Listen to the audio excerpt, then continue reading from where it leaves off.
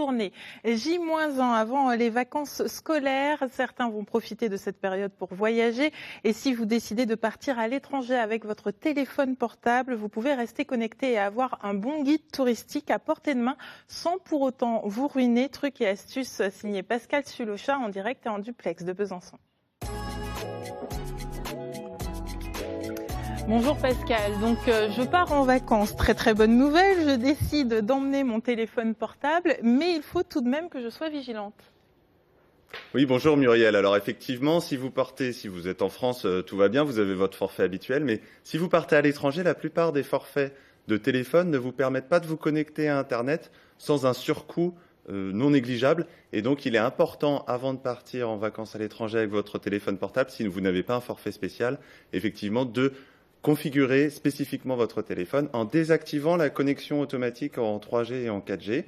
Alors pour faire ceci, sur Android c'est très simple, il vous suffit d'aller dans les paramètres, ensuite dans la section réseau mobile, vous avez une option à décocher qui s'appelle l'itinérance. Et sur iPhone, vous allez aussi dans les paramètres, dans Général et ensuite dans la section réseau, vous avez une fonction à désactiver qui sont les données à l'étranger.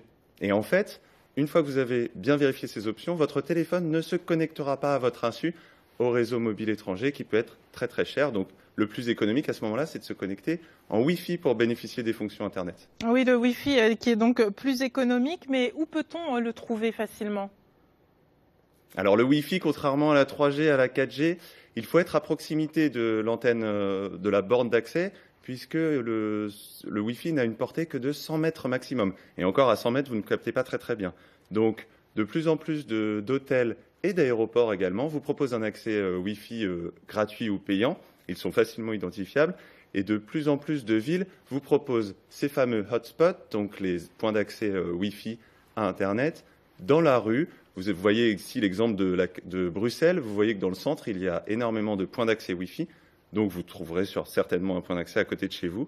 Et puis les grandes chaînes de hamburgers que vous connaissez bien et puis les chaînes de café également ont très vite compris l'intérêt de vous proposer ces points d'accès pour vous attirer dans leurs établissements. Donc n'hésitez pas à en profiter. Et puis il y a même certains pays comme la Suède, la Norvège et la Finlande qui ont installé l'accès Wi-Fi dans tous leurs trains. Ah ben ça c'est très pratique. Mais si je n'ai pas accès au Wi-Fi, cela veut-il dire que je ne peux rien faire avec mon smartphone ?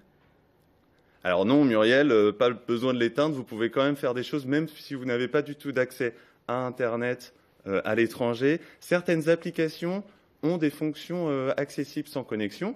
Pour tester et pour savoir quelles sont les applications qui sont disponibles hors connexion, mettez simplement pendant le test votre téléphone en mode avion. Ça vous permettra de tester toutes les fonctions. Toutes les fonctions des applications qui fonctionnent en mode avion fonctionneront bien sûr sans connexion Internet, puisque le mode avion désactive ses connexions.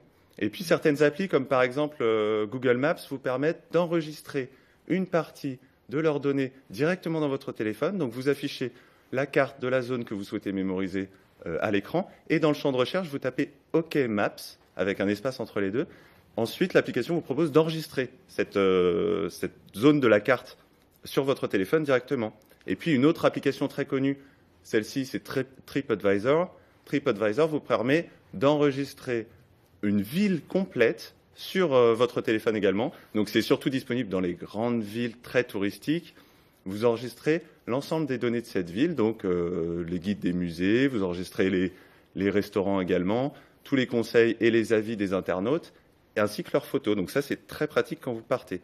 Attention, tout de même, toutes ces fonctions prennent beaucoup de place sur votre téléphone et donc n'oubliez pas de supprimer ces fonctions quand vous rentrez pour retrouver de la place sur votre téléphone. Ça prend beaucoup de place sur le téléphone, mais est-ce que ça utilise également beaucoup de batterie ?